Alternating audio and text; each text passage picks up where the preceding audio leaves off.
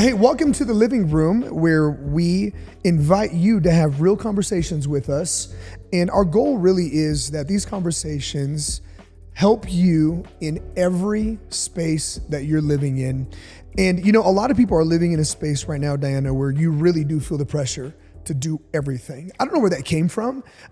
It came from probably parents who told us, really, they didn't tell us the truth. They told us they probably told us we're greater than we really are. Yeah, and that we can do anything. I think it started in kindergarten.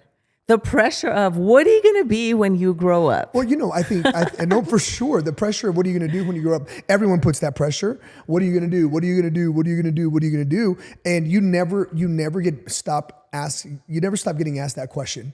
In every aspect of your life. It could be a career. It could be your romantic life. It could be like any space of your life. Yeah, not just every aspect, but every stage of your life. Yeah. You know, like when you're a little kid, you're taught to dream. You can do anything. Mm-hmm. What are you going to do? You can do anything. And that's, you know, you go through that stage where you want to be a ballerina and a princess and an astronaut and a president. All at the same time. All at the same time, right? And then I think we get raised with a really wrong precedent of ability and capacity. And I think that what happens is that carries into the next stage of life where, you know, you start getting into high school and all of that. And you really do start thinking about what you're going to do. You know, we have two daughters, 12 and 9, and they're already thinking about law school. They're already thinking about medical school. Bailey wants to be a psychiatrist. Yeah. Chloe currently wants to be a lawyer. You know, and the truth is, do we believe our daughters can do anything they put their mind to? Sure, I do believe that. I believe that. But, you know, actually, I'm lying. Well, I think I don't think they can do anything. I really don't. I don't think they can do anything. And I know that's a hard look and a hard take for most parents, but I think we just have to be honest enough to say, I don't think they can do anything. Well, I think that's a good perspective. And I think what we've tried to implement or try to give our girls a reality check on, okay, you can work at doing whatever you want to do, but the key word is work. Right. You're not just going to come in and be great at everything. Right. Like, so I'm not just going to praise you because, oh, you got 100 on this or whatever. Okay, I'm going to praise you on the hard work you did that got you to this place. We're not just gonna, you know, throw out praises for no reason, which I think has been a different twist when it comes to parenting on our end, because I think our parents were probably like, well, my parents were like, yeah, you can do it all. And when you tried to do it all, you realize that you really couldn't. Well, not only do you realize that you can't, you start to realize that you're not supposed to. Right. You know, at this age of our lives, I'll speak for myself, okay? But at this age of my life, I'm coming to terms with this, that there are things that I want to do that I may not get an opportunity to do in this lifetime. And it's bittersweet, and it's a little sobering, and it's a little bit humbling, right? But at the same time, it's freeing. Yeah. Right. There's this pressure to do and to be and to live to the fullest of your potential. That's something that we've talked about, you know, with our young adult community at our church, that, you know, you have so much potential, but you're not supposed to live to the fullest of your potential. No one lives to the fullest of their potential, because you have so much potential, but you only have so much life. Yeah. Right. And I think that whole question of what are you going to do really plagues us. Right. It plagues us throughout life. It plagues us in every, it creates unnecessary anxiety. Yeah, I think like what I was saying, in every stage of life, it really does craft a specific sort of anxiety, right? Where in high school, you know, towards your senior year, you start thinking about where are you going to go to school, and then you go to school, and then it's like, what are you going to study? What's your major? Why are you 4 years in and you're still undeclared? Right. Whatever it is, when you finally make up your mind, you are now being asked, you know, when you graduate, you're being asked, well, what are you going to do now? What's the job? And then you get the job, and it's like, well, what are you going to do now? Where's your wife? Where's your husband? You find a wife and a husband. It's like, well, where are the kids? Where are my grandkids? Where are the babies? And on it goes. Never ends. And I think, honestly, Diana, I think that we've mistaken activity for identity. Yeah, for sure. I think so many of us pursue doing because we hope that ultimately doing will equate to being. Yeah. And I've lived long enough to realize that doing and being are two different things. Yeah. Right? And let's just get to the punchline right away. I don't want to drag this out. The punchline is this, that the most important work you should do is the work of recognizing or realizing or reconciling who you be, not just what you do. Yeah. I think that's something that as humans, we don't take time to synthesize or even process, especially like in our 20s when we're supposed to be doing that. And we're supposed to know like, okay, who am I really? Yeah, absolutely. Before I step into being a doctor, before I step into being a lawyer or whatever I'm supposed to or I want to do, who am I at my core? Most people I talk to that I remember us in our 20s, like, you don't even know your favorite color, so how can you know what you're going to do when you don't know who you are? I think that's so funny, right? Like you said, you don't even know your favorite color. Like in your 20s, you haven't had enough life experience to know much of your favorite anythings, right? I think now at almost, at mid 40s, Yeah. I have a good idea of what my favorite things are. But right? why? I do think because we started pondering of like, who am I in life and who do I want to be rather than what are we going to do? Yeah, absolutely. 100%. Right. But my point is this, that you don't even know your favorites because you haven't lived long enough to experience enough things to have a sample group to choose from. So a lot of us is like, when our 20s, we're like, my favorite date night spot is Red Lobster. Why? Because that's about the most expensive I can afford. Right. That's or like now you get to your 40s, right? Where it's like, what's your favorite date night? Oh, we're date night is we're flying to Vegas and we're having some Mastros or we're having some, it's a different budget. It's a different experience. But that's my point. Yes. Right? And I love that. I'm going to push pause on that because in your 20s, like depending on who you're with becomes your favorite. Hello. Which is crazy because then you finish your 20s and you finish all those people and it's like, shoot, I still don't know what my favorite is. I think it's funny that you just said you finish all those people. Oh, like, you know we're what I out mean. there, huh? We're out in these streets, huh? We're out there. You know what I mean. Out there just living life. I love it. Living life. I love it. No, but these streets are wild. No, but to your point, there really is so much to say about just exposure and experience. Yes. Where how can you determine what you are or who you are or what you be if you don't have enough of a sample group? I'm a metrics guy, right? And so there's some metrics that I'm tracking right now. I'm not going to get into all the details; it'll bore you guys. But here's the thing: the other day, mid last week, I went to go look at. I wanted to track certain things.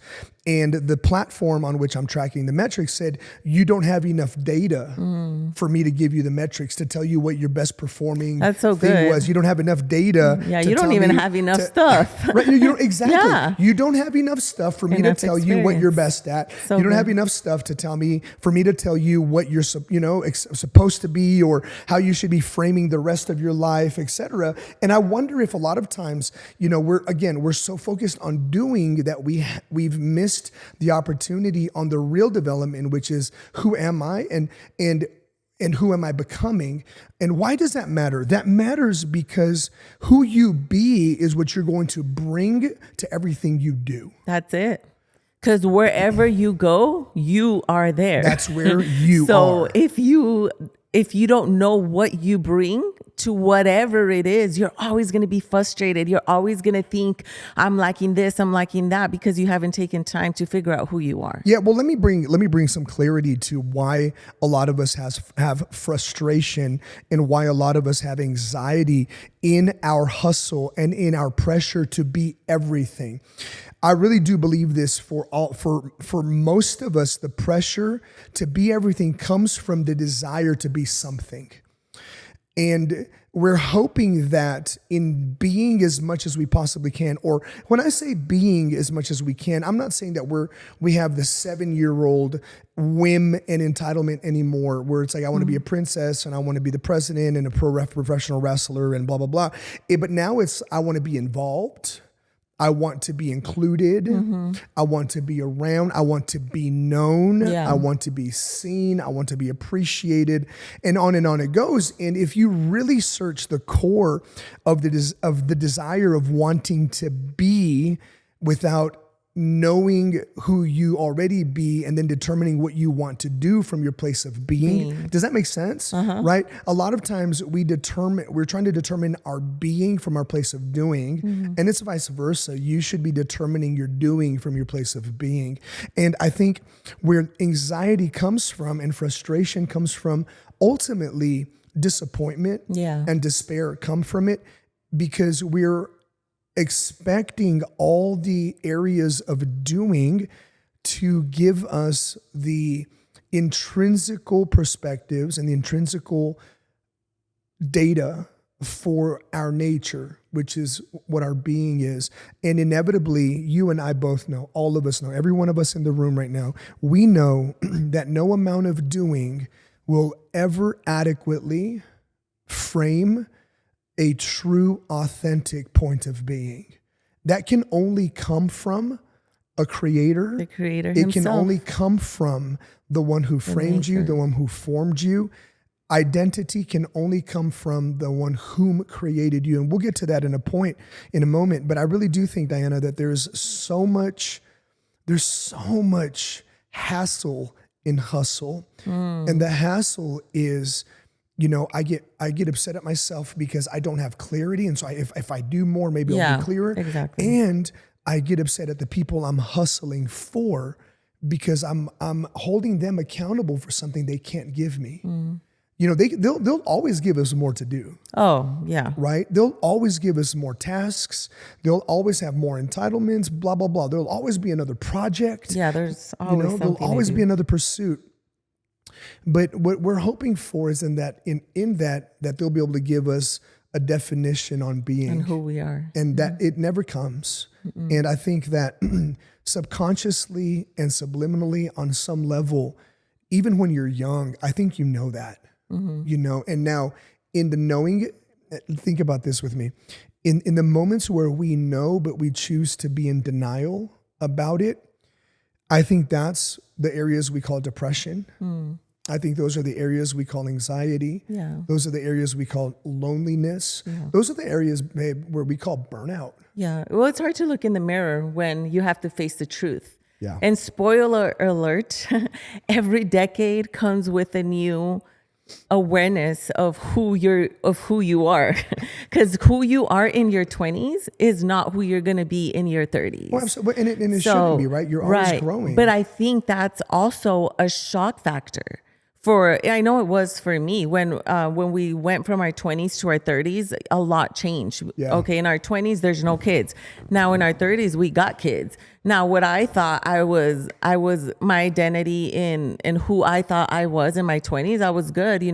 We handled it. Then you get to your 30s and you get blindsided by a whole new perspective of who you're supposed to be now. Now you have to redefine and go back to your creator and be like, okay, now I'm supposed to be different. And that's also a struggle too. Realizing, okay, I got to let this go to be something else. Yeah, I don't disagree with you. I think that that exactly what you're saying is why we see a phenomenon in the emerging generation right now with Gen Zers, younger millennials, and even older millennials, where there's so much what's the word I'm looking for?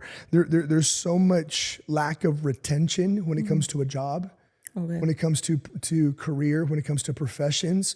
The average rate, if I'm not mistaken, is like 6 to 9 months where an emerging leader, an emerging adult will stay at a job. Okay. And I think oftentimes, yes, we'll blame boredom or we'll blame it just wasn't good or et cetera. But I think at some core level, it's also, right, you've asked some question, or if you ask questions of people who are always like transient in their jobs or their relationships, their friend groups, it emerges this way, oh, it just wasn't for me, right?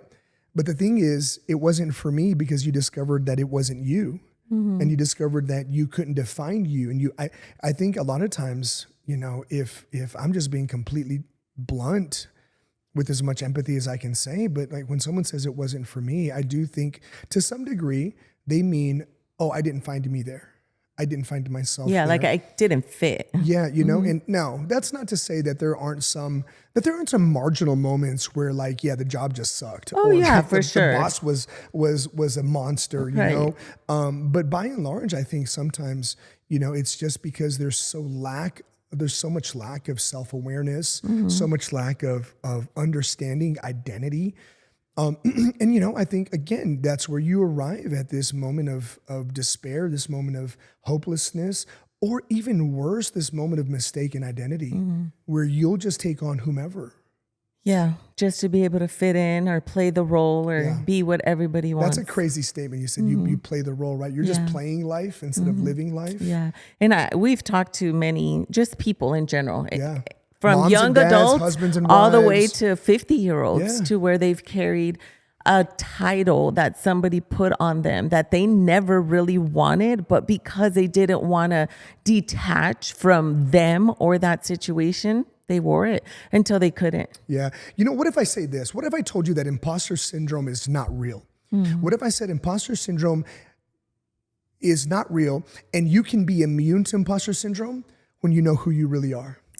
When you can discover you can discover real identity, you can discover real confidence in who you are. And the reason I say that is because a lot of people do live the imposter life. They live a life where they got married because they had to. Yeah. They had kids because everyone else was having kids. They took a job and they studied a course of study in college and all of that because that's just what they thought my parents expected of me, or it's just what I was doing.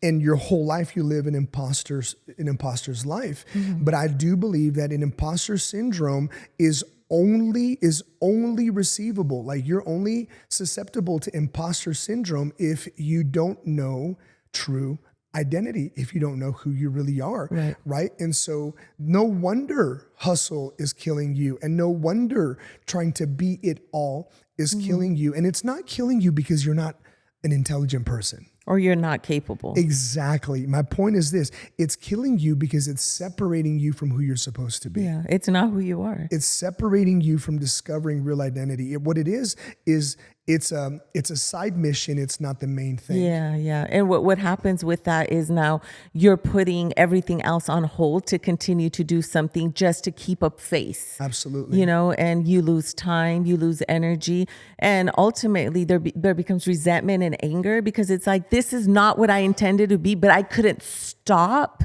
to really sit down, get some self-awareness, maybe get some therapy, maybe talk to somebody, maybe open up to somebody and say, you know what, I don't want to do this anymore. You really couldn't be truthful to yourself. And I really want to talk to somebody out there who's really just struggling and making a decision that is for somebody else. And you're like, no, man, I can't detach. Yes, you can.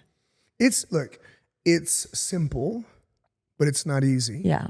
Right? It really is simple. It's, stop doing something you don't want to do. Yeah. It really is that simple. Look, let's spend maybe the last 9 minutes of our conversation here. So how do I discover identity? Right? How do I walk in it? We've talked a lot about just, avoiding imposter syndrome or living in imposter syndrome and all of that. Finding identity is simple, but it's not easy. And it begins with, what if we took Michelangelo and Leonardo da Vinci's approach? They were incredible artists. At some point, they were sculptors, right? And when one of them was asked, how do you sculpt such incredible, lifelike, realistic statues? How do you arrive at David, right? The incredibly world famous statue of David, and it looks so real. Or, I think Michelangelo is the one that sculpted horses, and it was just incredibly lifelike. And the response is, well, I looked at this block of stone and I just chipped away everything that didn't look like what it was supposed to be. And there were some things that in my own life, and I'm going to share it this way because I don't want to just come at you like I'm wagging my finger at us, right? But I want to share from a place of experience where earlier in my life as a young husband, as a young father, as a young man, where I was living up to pressure. It was family pressure. It was parental pressure. It was societal pressure, cultural pressure of, keeping up with the Joneses. And there was a season in our lives, if we're being fully transparent, where we allowed ourselves to go into several layers of debt, not just financial debt, but it was also debt of the soul, right? Where we were carrying a degree of an image. But internally, it was like, man, this isn't it. It just this does not feel authentic. Yeah. This feels fake. It feels arrogant. It doesn't feel like me. And if you're wondering, man, Cruz, where do I start? Where do I start to discover authentic identity? Well, you start by listening to your soul about all the things that your soul is trying to tell you you're not. Mm-hmm. Right? Hey, you're not this shallow consumeristic girl. Right. That's not who you are. Hey, you're not this big, arrogant, prideful, macho guy. Yeah. Why are you living in a shell of something that you feel you're supposed to put on? Why are you playing? The term is cosplay. Yeah, yeah. Right? Why are you doing costume play? Why are you wearing that? Yeah. And it takes effort to do that. So you're like, every day you have to put it on, instead of just going out and just being. Yeah. So it's costing you. So that's somebody out there that you're like, you have to get up and prep to be who other people think you're supposed to be. Yeah, that's a great thought, Diana. Like, that's so practical that I have to prep myself to be something that I feel like other people expect me to be. Chances are that's not a real identity. Yeah. Chances are that's the imposter, right? Our girls used to love playing Among Us. Uh-huh. And what was the game about? It was about finding the imposter, right? And, we should play a real life version of Among Us where, man, I'm trying to find the imposter things inside of me. And so, I don't have enough time to lean into completely saying this is how you build your identity. But I think a good start is a real long look in the mirror, both literally and proverbially, right? Like, go make eye contact with yourself and begin to ask your question, what am I doing? What am I allowing? What am I putting on that it just does not feel right? Yeah. And go visit that. Yeah. Go observe it. Yeah. Go assess it. And I would start here. I'm a really practical guy, right? I would start here. The things that emerge as, okay, this is not real. This is not really me. Stop doing that. And then maybe start doing the opposite of that. Yeah. You know what I'm saying? Like, and so if you're walking around and it's like, man, I'm trying to be this big prideful person, but you don't like it and it's not making you feel the way you thought you would feel, then stop the pride, right? And then say, you know what? I'm actually going to take on humility, which would be quiet confidence. Yeah. I think that's a great place to start. For me, that was the starting line for discovering and defining identity. Yeah, you can't keep doing the same thing and expecting a different result. Right. You literally have to, like you said, look in the mirror and start pointing out, this is what I don't want. Yeah. Start taking that off little by little, layer by layer, and being okay. Even if you take one thing off a day, one thing off a week, whatever your timeline is, but start taking something off. Yeah, because whenever we walk in a mistaken identity, whenever we walk in the pressure to perform, none of us started with immense pressure. Mm-hmm. It began with small little things. Like you're saying, when I hear you talk, or when I hear you say, every day you look at something or you do one thing here, one thing there's levels or there's layers to this. And you probably got exposed to something that's why that pressure's coming. Sure, but here's my point. So because there's layers to it, you're not going to discover identity immediately either, because identity has layers to it as well. But you're one layer closer when you shed something that you identify as ill-fitting, as you identify misaligned. I think another great place to begin is some vision casting. And, I used, when I was younger and more, arrogant and close-minded, I used to think that like vision boards were dumb, and I would be like, oh, that's for girls. Right now, I don't do like a vision board, but I do vision cast in my life. I do think about vision a lot. I do write my thoughts and ideas about vision. And the way I've defined vision in our lives and the life of our family is having a clear mental image of the future that you prefer, right? In this case, I think we could say, have a clear mental image of the you you prefer, right? What do you prefer? Yeah. And I wonder what would happen if you took a moment after, maybe even after listening to this and watching this, you took a moment and you just journaled and you just said, the me I prefer is consistent, or the me I prefer is kind. Yeah. The me I prefer doesn't care about people's opinions. The me I prefer is generous. The me I prefer is content with life. Yeah. The me I prefer is satisfied. The me, and you could go on and on.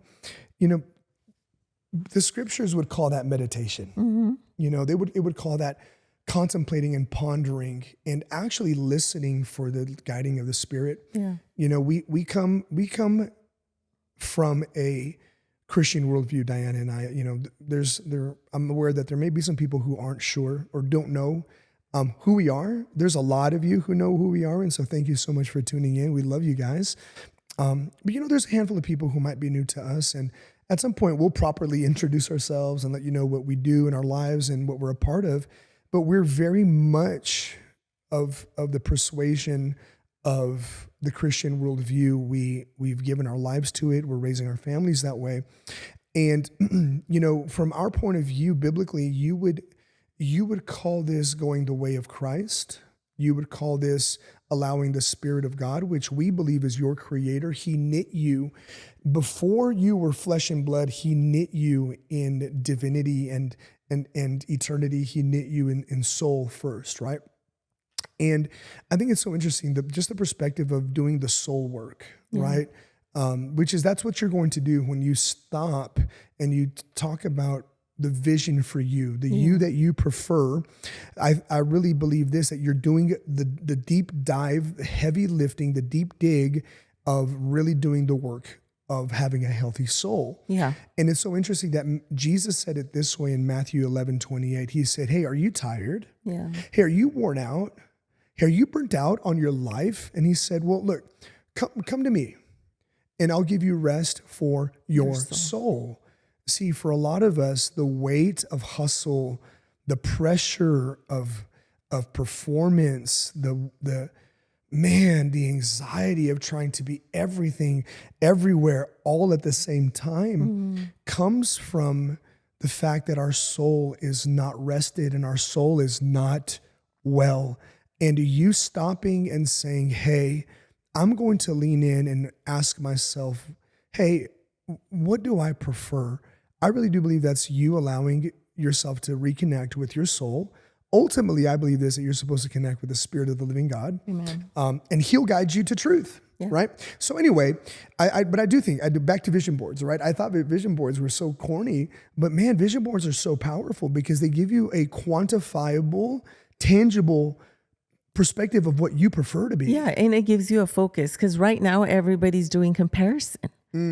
So are you going to waste your life with your own vision of your life, or are you just going to be on Instagram and TikTok looking at and comparing what you don't have to other people? Because that will also make you sick because you're thinking, oh man, if they can do it, why am I behind? Why haven't I done this, done that? Now you're again putting on things that the Lord wants you to shed. He wants you to be in freedom. He wants you to live the life that he called you to be, but you can't live your life because you're looking at somebody else's life. Yeah. And the point to who are you, that point is this, that you are called and you were purposed to live fully you, fully free, fully aware. Now, sometimes it really does take a whole life to discover that, to walk in that. It really does take a whole life to finally arrive and say, man, I'm almost fully aware. of who I am. I think that's why, like, when you get like people who are like in their 70s, they just don't give a flip anymore. They just start saying whatever they want. You know, now some people say, well, you know, I know you're about to say there's a cognitive thing, and I'm sorry, I thought you were going to say that. Like, there's a cognitive thing that their filters like really, you know, but like I don't think I have a cognitive filter that's decaying, and I feel like in my being grown, there's really a thing where I'm just like, man, I'm going to say what I need to say. I'm going to talk my talk. What were you going to say? Sorry for interrupting you. No, I was just going to say, you come to a point at that age, I think, of just peace, of this is who I am. That's a good word. Confidence and I walk in confidence. And whether you like me with my 2 teeth or my veneers, I mean, what are they called? Not veneers. My dentures? Dentures. Like, I don't really care. Where did that come from? Well, the 70-year-olds or 80-year-olds. I got you. Okay, I got you. I'm like, I'm tracking now. I got lost for a second. They're in a place of just, this is who I am. Yeah. You know, that's a great place to be. Yeah. You know, and so just as we come to the end of our conversation, man, just want to encourage you, you know, don't put so much pressure of doing. Give yourself permission to celebrate the fact that you're becoming. Amen. Right? Who I'm supposed to be is not fully here yet, but it's coming. To me, that's what becoming means, you know, that you're becoming who you're supposed to be. And let's do the work. Let's do this work of identifying, you know, the creating the vision list, the vision board of who I believe I am. Yeah. This is the me I prefer to be. This is the daughter I prefer to be, the son I prefer to be. If you're married, this is the husband I prefer to be. This is the family we prefer to be. These are the parents we prefer to be. And on it can go. And then I really do believe this, that when you engage in that type of activity, you actually attract the Creator. You attract the Spirit of God. You attract him into that, because what you're doing is you're pursuing truth. Yeah. And the scripture tells us that the Holy Spirit leads us to all truth, right? And so I would encourage you to do this as well. Invite the voice of the Holy Spirit, you know, and I don't know where you stand. A lot of our friends that join us in the living room are also of the Christian worldview and the Christian perspective. So very much so, invite the Holy Spirit into your conversations as you're doing this vision casting, and just say, will you guide me? Will you give me glimpses? Will you give me hints? Will you give me suggestions of who I am and who you want me to be? Hey, you know, what if the conversation is this, like the prayer sounds like this: hey, Lord, who do we prefer to be? Yeah. Right. You and me, who do we prefer to be? And the beautiful thing is, when you seek the Lord, he will be found and he'll answer. That's beautiful. Yeah. So look, I believe that you can kill the pressure of performance. You can kill the grind of the grind. You can kill the hassle of hustle. And you can live fully in identity and fully in the calling and purpose of your life without dying every day, and without being miserable, and without being depressed, and without being full of anxiety and having to be on prescription medicine. I really believe that you can do it. I believe it's possible. I believe that you can be at peace and really like yourself. Yeah. You know, I think that's where you and I are, where I really like me. I think most days you really like me. I really like you. And it's a great place to be, right? It's a great place to be. It's not just a great place to do. It's a great place to be, right? So I think that's a good talk today. Good talk. Hey, thanks for joining us on today in today's conversation, right? Thanks for joining us in the living room today. And, you know, we do this every time, but hey, a lot of y'all that listen to us and watch us aren't subscribed to the channel. Hit the subscription button. We're dropping every single week, so turn on notifications so you know when we drop. It'll notify you on your YouTube app. And man, just grateful for you. Thanks for joining us in the living room. If there's anything that you want us to talk to, we're very interactive in the comments and with the community that God is building in this living room. And so if there's anything that you want us to focus on or talk about, drop it in the comments. We would love to hear what you're thinking about, what we should talk about together. And so until next time, see ya. Peace.